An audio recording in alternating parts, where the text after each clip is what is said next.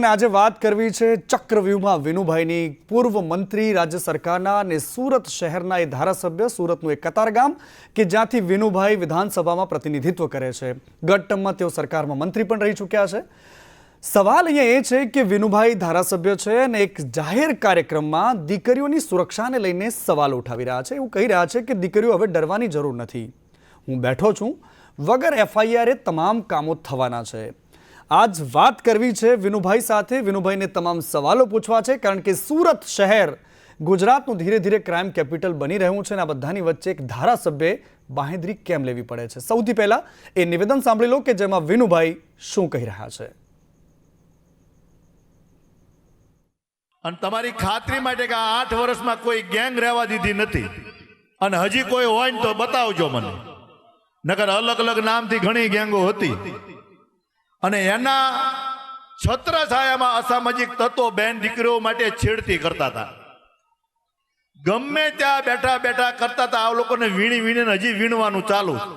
કોઈ પણ એક સ્કૂલ હોય ક્યાંયથી જો અમને સમાચાર મળે, મારી સુધી વાત પહોંચી જાય તો હું એમ કહું, કોઈ પણ સમાજની દીકરી હોય એની સુરક્ષાની જવાબદારી મારી એકલાની છે. જાઓ, મારી હારે બેઠેલો માણસ છે, મારી ગાડી ફરતો હશે ને તો હું છોડીશ નહીં, એની ગેરંટી. હું મદદ ન કરું તો કાંઈ નહીં, પણ નડીશ નહીં તમને.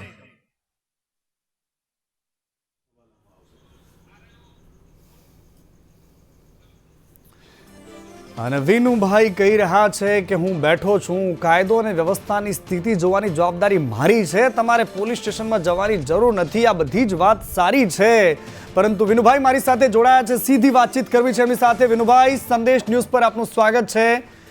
અને સૌથી પહેલી વાત કે તમે એક જાહેર કાર્યક્રમમાં કરી છે, એવું તો શું થયું વિનુભાઈ કે તમારે એવું કહેવું પડ્યું કે તમારે પોલીસ પાસે જવાની જરૂર નથી, હું બેઠો છું, સીધી ફરિયાદ થઈ જશે, કોઈ પણ જાતની FIR કરવાની જરૂર નથી, મારી પાસે આવજો, તમામ સમસ્યાનું સમાધાન તમને વિનુભાઈ પાસેથી મળશે. આ હું અત્યારે એકવાર મેં નથી કીધું.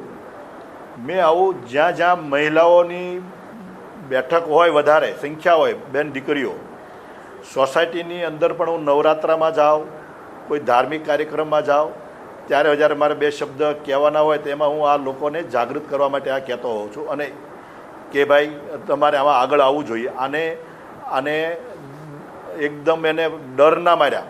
મારી પાસે જે અનુભવો છે એ અનુભવો એવા આવ્યા છે કે લોકો ડરે છે કે ભાઈ આને પોલીસ સાથે ઓળખાણ છે, આને આપણે ન પહોંચી શકીએ એટલે આપણે અરજી નથી કરવી.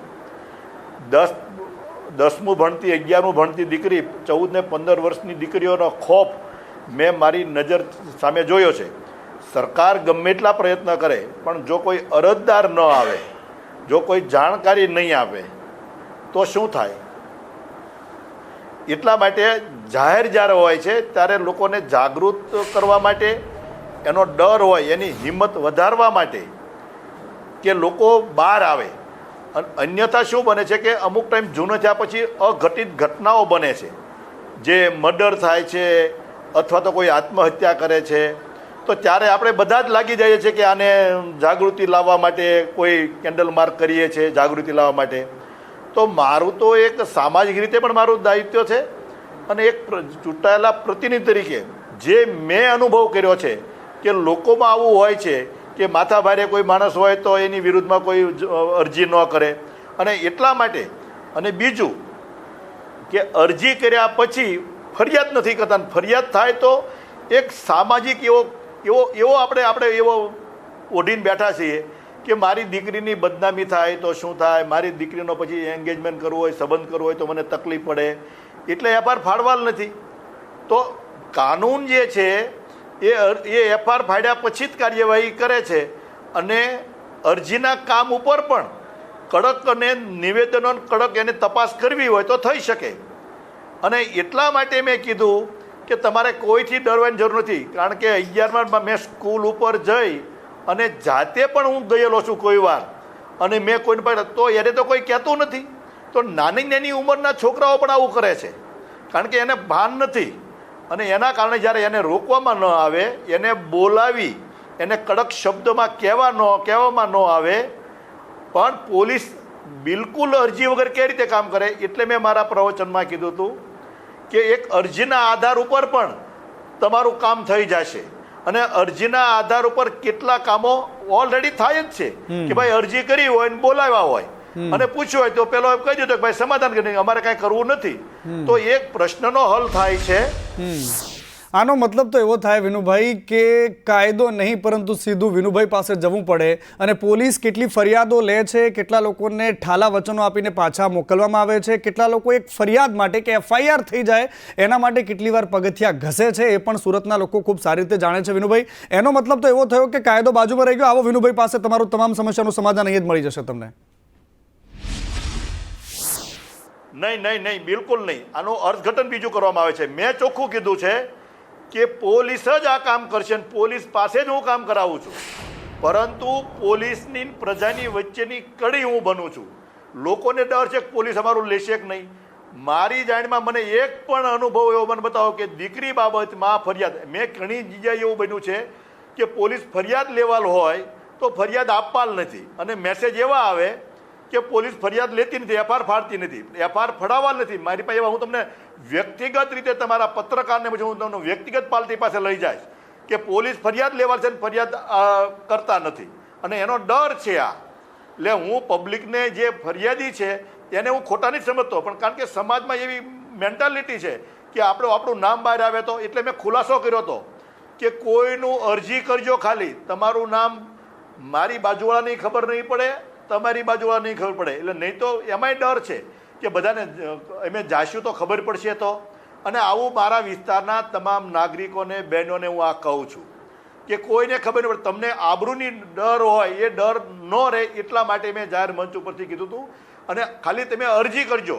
મેં એવું કીધેલું છે કે મારી પાસે આવજો, એટલે તમને પોલીસનો ડર તમને એમ લાગે કે ભાઈ અમે જાશું તો મારી પાસે આવજો, હું તમને બધી તેની વ્યવસ્થા કરી આપીશ. ઠીક છે સાહેબ, ઠીક છે. પણ તમે એક તમારો જો વાયરલ વિડીયો છે એમાં તમે એવું પણ કહો છો કે ઘણી બધી ગેંગ ચાલતી હતી સુરતમાં 8 વર્ષ પહેલા, હજુ પણ કેટલી ગેંગ ચાલી રહી છે, એમાંથી લોકોને શોધું છું. તમે માનો છો કે લગભગ આટલા લાંબા શાસનકાળ બાદ ભારતીય જનતા પાર્ટીનું શાસન ચાલે છે સુરતમાં, અને સુરતમાં કાયદો અને વ્યવસ્થાની દુહાઈઓ દેવામાં આવે છે, જ્યાં રોજ ઉઠીને 2-3 મર્ડર ન થાય તો સાંજ નથી પડતી, એ શહેરમાં તમે એમ હજી પણ એવું માનો છો કે ગેંગ ચાલી રહી છે?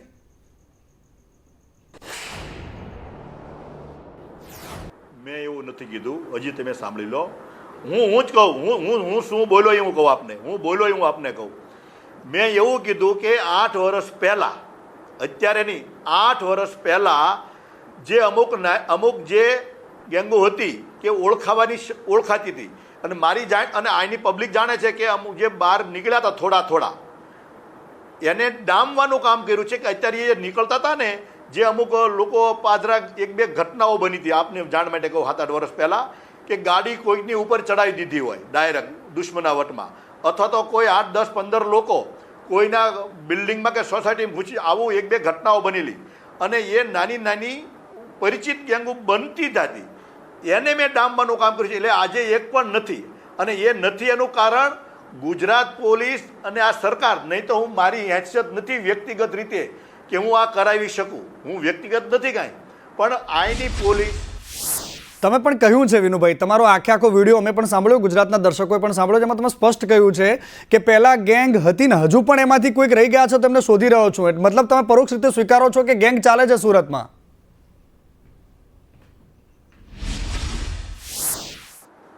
નહીં, આજે પણ એ ગેંગોના હું તમને ક્લિયર કરું, આજે પણ એ ગેંગોને નહીં, મેં એવું કીધું છે આજે પણ એવા કોઈ લોકો હોય તો એને શોધવાનું કામ, વીણવાનું કામ ચાલુ છે, અને હજી કોઈ રહેવા દીધી નથી. મેં ગેંગ રહેવા નથી દીધી એવું બોલ્યો છું, અને હજી તમારા ધ્યાનમાં કોઈ હોય તો મને કહેજો.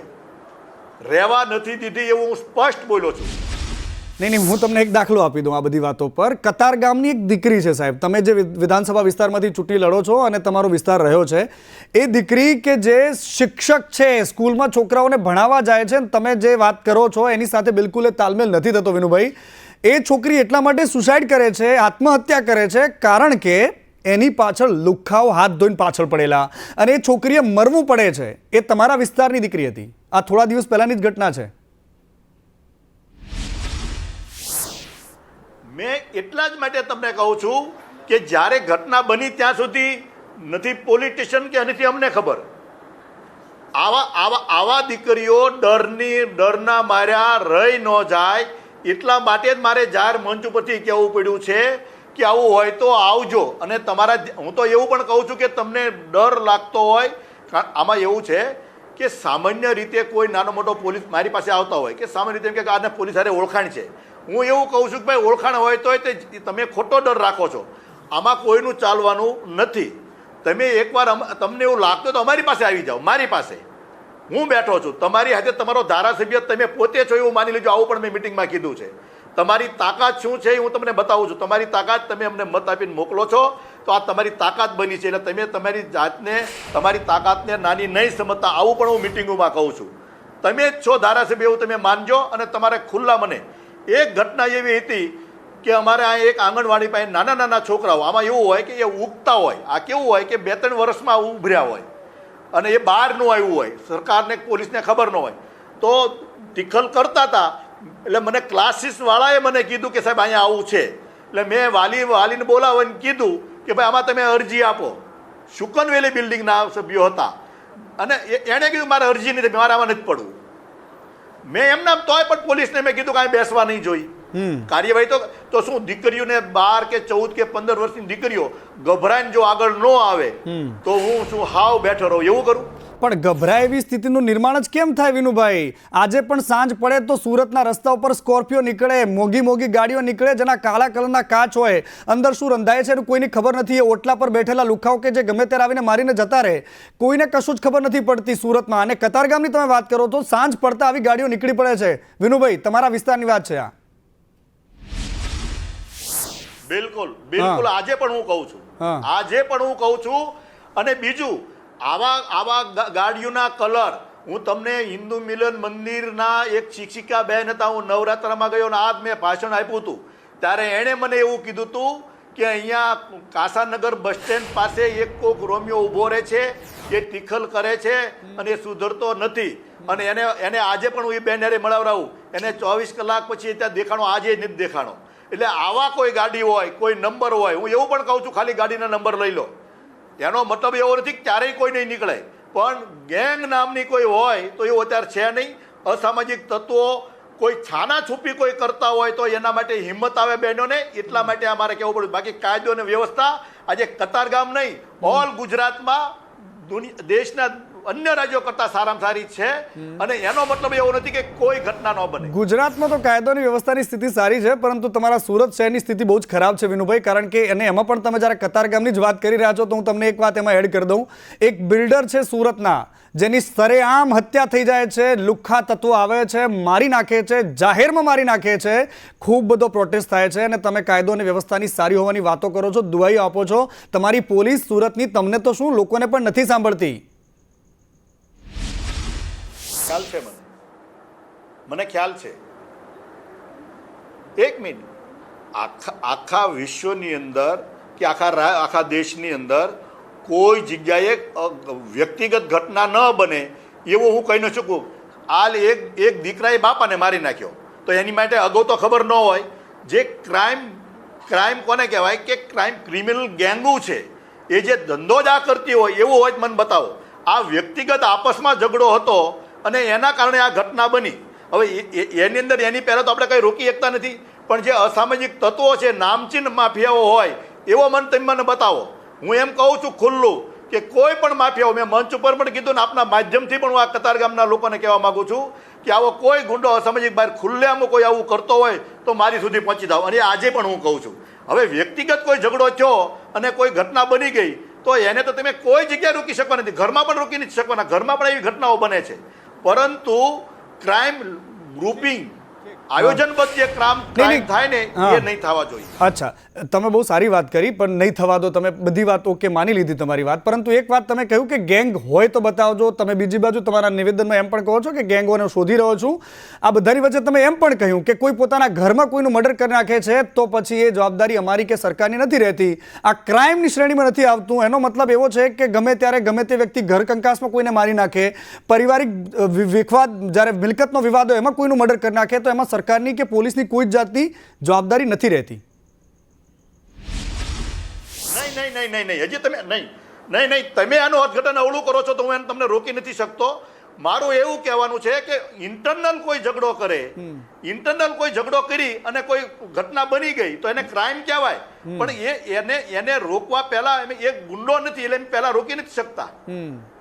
આ ઘરે માનો કે દીકરાએ બાપને મારી નાખ્યો તો હવે એને પહેલા કઈ રીતે રોકી શકું? ક્રાઇમ તો ક્રાઇમ જ છે, પણ એમે ન રોકી શકવી. એને જો ગુંડો હોય તો આવા અસામાજિક તત્વો હોય એને રોકવાનું કામ છે અમારું કે રોકી લઈ. પણ ઘરની અંદર કોઈ ઘટના બની જાય, ઘરમાં કોઈ એવું એ ટાઈપનું બની જાય તો એને મેં રોકવામાં અસફળ થઈ અને આવી કોઈ ઘટના ખાનગીમાં બનતી હોય તો એ બહેનો બહાર આવે. મેં વાત એટલી કરી છે કે દીકરીઓ માટે કાંઈ કરવું પડતું હોય, બહેનો દીકરીઓ માટે કરવું પડતું હોય તો એ બધું જ આપણે ખૂબ સારી વાત છે. દીકરીઓની જવાબદારી વિનુભાઈ તમે એકલા લઈ રહ્યા છો એ પણ અમને ગમ્યું છે, પરંતુ એક વાત એ પણ છે, તમે જેમ કહો છો એ બધાની વચ્ચે એક તંદુરસ્ત સમાજનું નિર્માણ થાય, એક લાંબા સમયથી તમારી સુરત શહેરમાં કાયદો અને વ્યવસ્થા જોવાની જવાબદારી પણ તમારા સહિતના નેતાઓની અને સરકાર તમારી છે, તો તમારી જ છે ખાસ કરીને. અને આ બધાની વચ્ચે કોઈ એક એવો સમાજનું નિર્માણ કેમ ન થઈ શકે કે કોઈ માણસ કોઈનું મર્ડર કરતા પહેલા 17 વાર વિચાર કરે, એના પગ ધ્રુજે પોલીસની એવી કાર્યવાહીથી એ શહેર કે જેમાં ખુલ્લેઆમ લુખ્ખા તત્વો દારૂની બોટલો અને ખુલ્લા હાથમાં તલવાર અને ધારિયા લઈને નીકળી પડે, કોઈના બાપની બીક નથી તમારા શહેરમાં, એ ડર, એ કાયદાનો ખોફ કેમ નથી સામાન્ય માણસમાં? બિલકુલ તમારે આ વાત હારે હું સંમત છું. સમાજની અંદર બે ભાગ છે. એક સામાજિક સંસ્કારો કે સમાજ સુધરે, બીજું સરકાર છે કાયદો કે કાયદા દ્વારા ન સુધરે અને કાયદા દ્વારા એને સુધારવામાં આવે. પણ આપણે બધા જ સમજી શકીએ છીએ કે કાયદામાં જેલમાં ગયા પછી એને જન્મ ટીપ આપ્યા પછી એમાંથી કેટલા સુધરે છે. મૂળ બંધારણની અંદર આ કાયદો હોય છે. એને ગુનો કર્યા પહેલાં ગવર્મેન્ટ કાંઈ કરી શકતી નથી. ગુનો ન કરે એ માટે એક તો ધાક હોય, અને આ ધાક જે છે કે નહીં એ જ આ પોલીસની છે. મેં એટલા માટે કીધું કે તમને કોઈ પણ જાતની ડર હોય તો કાઢી નાખજો, હું બેઠો છું. અને આ કામ ખાલી અરજીના આધાર ઉપર, આનો પ્રયાસ એક સામાજિક રીતે પણ આ કામ હું અત્યારે કરું છું એવું નથી. હું કોર્પોરેટર નહોતો ત્યારે પણ આ કામ કરતો હતો, અને આજે પણ વ્યક્તિગત રીતે પણ હું મારી જવાબદારી માનું છું. અને મારા બે મુદ્દા હતા કે સિગ્નલ ને આવું કાયદાનું પાલન કરીએ, એ આપણે બધા ભેગા મળીને કરીએ, અને દીકરીઓ માટેની જે આ ઘટનાઓ છે આવું કાંઈ ન બને એટલા માટે હું બિફોર આ એડવાન્સમાં હું આ જાગૃતિ લાવવા માટે કરું છું. તે દિવસે જ્યારે આ દીકરીની કતારગામની જે ઘટના બની ને ત્યારે એવું કહેતા હતા કે ભાઈ આ વસ્તુ આવી થાય તો કેમ રોકાતી નથી, તો હું એની પહેલાંય મારી દરેક સોસાયટીની મિટિંગોમાં, નવરાત્રામાં, ગણપતિમાં જાઓ ત્યારે બહેનો દીકરીઓ હોય ત્યારે હું કહું છું કે તમારે ક્યાંય પણ આવી ઘટના બનતી હોય તો મારું ધ્યાન દોરજો, ખાલી ગાડીનો નંબર લઈ લેજો, એને ત્યાં આપણે ત્યાં ઊભા નહીં રહેવા દઈએ. કારણ કે આવું કાંઈ ને કાંઈ આવું ન્યુસન્સ કોઈ વાર નવા ઉગતા યુવાનો હોય છે ને એમાંથી ક્યાંક થોડાક અમુક ટકાની નહીં પોઈન્ટમાં હોય છે, એ આવું પ્રદૂષિત કરતા હોય જેની સમજણ નથી પડતી હોતી. અને એટલા માટે હું કહું છું કેટલાના વાલીઓને બોલાવીને સમજાય કે દીકરાને તમે ઘરે રાખજો, કારણ કે દીકરો નાબાલિગ હોય છે. એક ઘટના એવી પણ બની છે કે એની ઉંમર જ નાબાલિગ હતી અને છતાં આ કામ હતો. એ તો રીઢો ગુનેગાર છે નહીં, એને તમે ગવર્મેન્ટ તો કઈ પહેલા એની અણસમજણમાં આવી કૃત્ય કરતા હોય છે, અને એને ભાન કરાવવાનું કામ સરકારનું છે ને પોલીસનું છે. અને હું માનું છું કે સારી રીતે કરે છે. અહીંયા તમામ સમાજના નાનામાં નાનો માણસ અહીંયા શાંતિ ને સન્માનપૂર્વક રહી શકે એ અમારી સરકારની પ્રાયોરિટી છે, અને એના પ્રતિનિધિ તરીકે હું બોલું છું. મારી વ્યક્તિગત કાંઈ તાકાત નથી. ઠીક છે વિનુભાઈ, આપ અમારી સાથે જોડાયા, તમારી વાત રાખી, ખૂબ ખૂબ આભાર તમારો. પરંતુ સવાલ તો છે જ, કારણ કે ધારાસભ્ય એમ કહેતા હોય કે દીકરીઓની સુરક્ષાની મારી જવાબદારી છે, પરંતુ એ સુરત શહેરને આપણે ઓળખીએ છીએ કે જ્યાં એક દીકરી લુખ્ખાઓથી કંટાળીને આપઘાત કરવા માટે મજબૂર થાય, એક દીકરી કે જેનું જાહેરમાં ગળું કપાય, કોઈ બિલ્ડર કે જેને જાહેરમાં રહેસી નાખવામાં આવે, એક બાજુ આખું ગુજરાત, બીજી બાજુ એક સુરત કે જેને અત્યારે ક્રાઇમ કેપિટલ કહેતા કોઈ ખચકાતું નથી.